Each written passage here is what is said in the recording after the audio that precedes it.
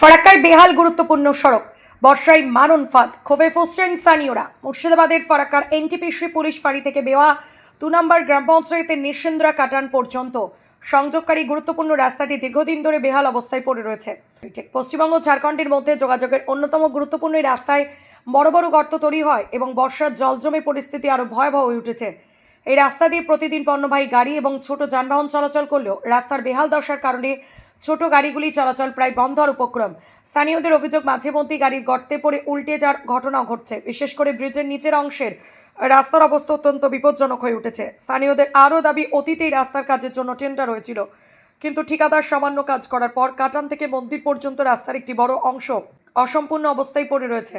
পাশাপাশি overloaded ছায়ের truck নিয়মিত চলাচলের কারণেও রাস্তা দ্রুত নষ্ট হয়ে যাচ্ছে বলে অভিযোগ। এখন দেখার বিষয়, সাধারণ মানুষের দীর্ঘদিনের এই দুর্ভোগের অবসানে প্রশাসন এবং সংশ্লিষ্ট কর্তৃপক্ষ কবে কার্যকর পদক্ষেপ নেয়। হচ্ছে যে রাস্তাটা যখন আমাদের এমএলএ মনিরুল ইসলাম যখন ছিলেন, তখন রাস্তাটা আমাদের টেন্ডার হয়েছিল। নেতাজি সেতু যে মন্দির আছে, নেতাজি সেতু থেকে আমাদের নিশিন্দ্রা খেয়েঘাট পর্যন্ত সেই রাস্তাটা কন্ট্রাক্টর ছিল আমাদের সেলিম শেখ। ওনাকে বারবার বলাতে কিছুটা রাস্তা কাজ করেছিল, বাকিটা আপনার কাটান থেকে যে মন্দির পর্যন্ত রাস্তাটা এইভাবে থেকে গেছে। রাস্তার প্রোগ্রাম দীর্ঘদিন ধরে ওকে বারবার বলেছি। আমি গত পরশু দিনও ফোনে আমার সঙ্গে কথা হলো, বলি দাদা দেখছি এটা করে দেবো। আমি বললাম যে তোমার এখানে যে রাস্তাটা যেভাবে ঘটনাটা ঘটছে, তুমি রাস্তাটা যেভাবে তুমি করলে না, তাহলে আমাদের যে অসুবিধাটা আমি কবে আবার টেন্ডার হবে। তারপরেও হচ্ছে আমি আমাদের তো টিএমসির কিছু এখন ছিল না, আমরা যে এখন পঞ্চায়েত সমিতি থেকে আমি বিডিও সাহেবকে বারবার বলেছি, সেটা কোনোভাবে ঠিক মতো করছেও না। আর তারপরে আমাদের যে এখন রানিং এমএলএ আছে মতাব শেখ, আমি ওনাকেও বলেছি দাদা এই ব্যাপারটা একটু দেখেন, নাহলে আপনি জেলাতে বলুন যে টেন্ডার আছে, ইঞ্জিনিয়ারকে বলুন, নাহলে যে সাহেবের সঙ্গে কথা বলুন, কথা বলে যেন রাস্তাটাকে একটু এসে সার্ভে করে যায় যে রাস্তার এই হালটা কেন, রাস্তাটা তো টেন্ডার হয়েছে, এই রাস্তাটা হলো না কেন। এই রাস্তা নিয়ে তো অনেকে অনেক রকমের ক্ষোভ প্রকাশ করছেন যে এই রাস্তা এত টাকা টেন্ডার হওয়ার পরেও কাজ হলো না।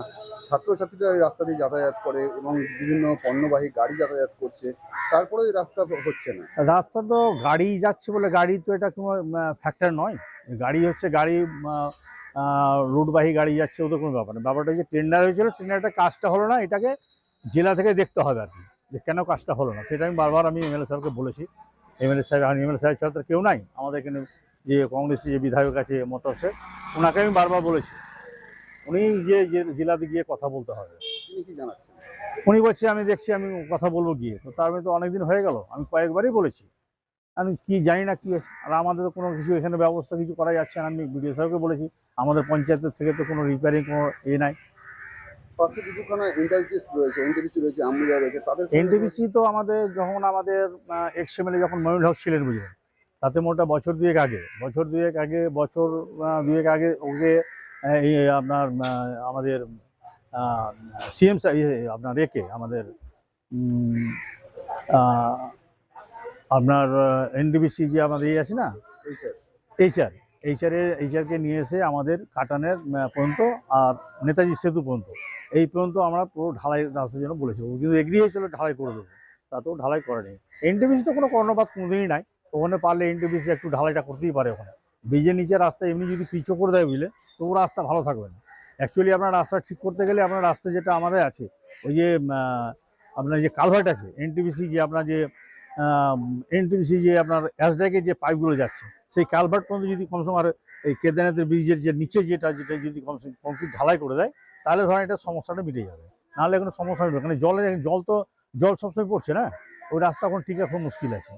আর অন্য কোনো বিকল্প তো ব্যবস্থাও কিছু নাই আমাদের মধ্যে যে আমরা কিছু করে দেবো। তারপরে ধরেন আছে এনটিপিসি করতেই পারে। এনটিপিসি যেমন আমাদের নিশিন্দ্রা অ্যাসড্যাক থেকে যেমন এক্সপোর্ট থেকে যেমন ছাই কালেকশন করছে, এটা এনটিপিসি এক্সপোর্টার দিয়ে কিন্তু রিপেয়ারিং করতেই পারে, কিন্তু তারাও কিন্তু কর্ণপাত করছে না কিছু, ওরা নিজের মতো করে চলছে। আমার নাম দাসুদেব ঘোষ, আমি পঞ্চায়েত সমিতির কর্মদক্ষ প্রতিনিধি। এই রাস্তা কিছু জায়গায় রিপেয়ারিং হয়েছে, নিশিন্দ্রা থেকে আরম্ভ করে সামনের দিকে বেওয়া ব্রিজ পর্যন্ত সেগুলোও বসে গেছে। আর ওই জায়গাটুকুতে ওরা প্যাচওয়ার্ক করেছিল, কিন্তু যে মুহূর্ত থেকে এই নির্বাচনের পর ওই অ্যাসপন্ডেতে ছাই ভারী গাড়ি 16 চাকার, যাদের ওজন আনুমানিক 50 টনের উপরে, তার সঙ্গে বর্ষা, এই সমস্ত ফলে ব্রিজের তলায় রাস্তা একবারে বসে গেছে। এবং প্রতিদিন দেখা যাচ্ছে, আমিও কদিন আগে ওখান থেকে বারহেড গিয়েছিলাম গাড়িতে নিয়ে, সপরিবারে,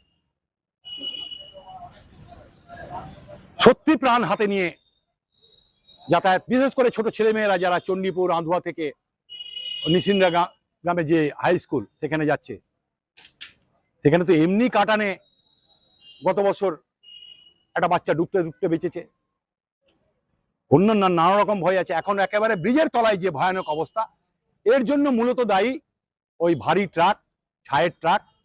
আর আপনারা দেখেছেন 25শে জুন তো এখানকার পত্রিকাতেও বেরিয়েছে, এখানকার দুটো রাজনৈতিক দল কংগ্রেস আর বিজেপি মিলে সিন্ডিকেট চালাচ্ছে।